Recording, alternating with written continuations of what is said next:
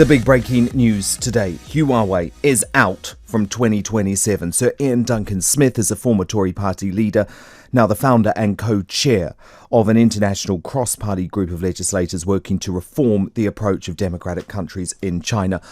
IDS, look, you have been at the forefront of this debate. You have helped, very much helped this government U-turn.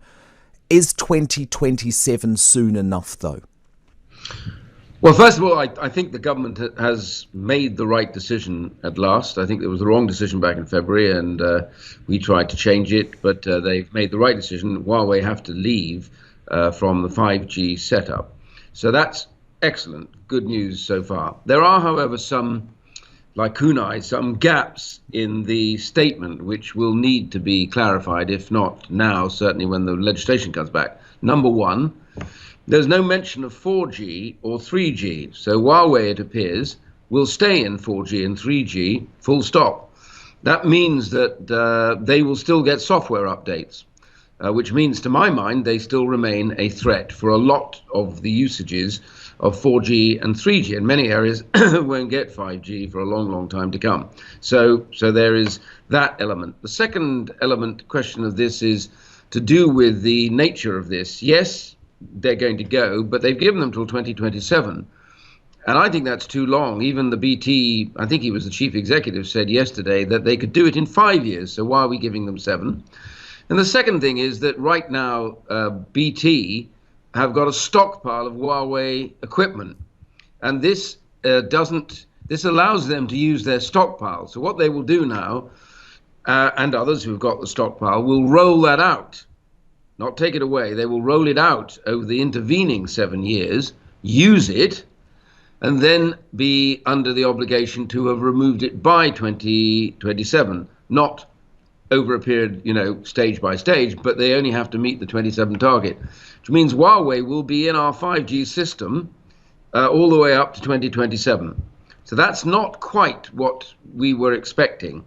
And the final thing, of course, is this whole issue of human rights. Huawei have made statements in line with the Modern Day Slavery Act, which is a law now, that they have nothing to do with human rights abuses. But there is very strong evidence now that they are involved in the suppression of the Uyghurs. Also, there's serious evidence now that there is some slave labor being used inside some of these industries, including Huawei and others. So these are question marks that need to be settled. And if that is the case, and if they have made a wrong statement, then according to that, the government needs to decide whether Huawei have to be banned from all elements of work with the British. Do you think that is at all practical? Sorry, I missed the last question. Do you think that's at all practical to do that? Well, it's law. So if they are found to have misrepresented their position, then the answer is they must be taken out immediately.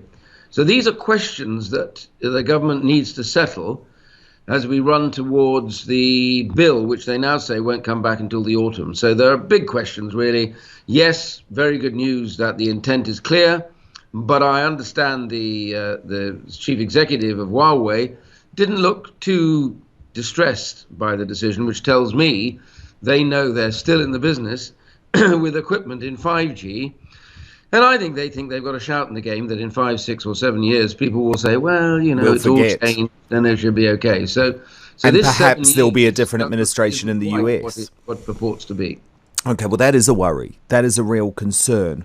On a different but totally connected note, how fearful do we now need to be of a Chinese government cyber attack on our country? We saw what happened in Australia. Are we next? Yep. Well, to be honest with you, don't be fearful, because it's happening all the time. There's nothing new.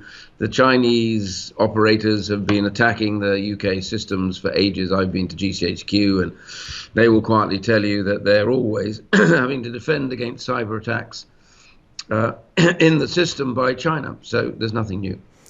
Do you think this is a start of a new Cold War, this time with China? Well, I've made this point clear. We have a problem that China has a strategic belief that they will become the most powerful economy and the most powerful military by 2040.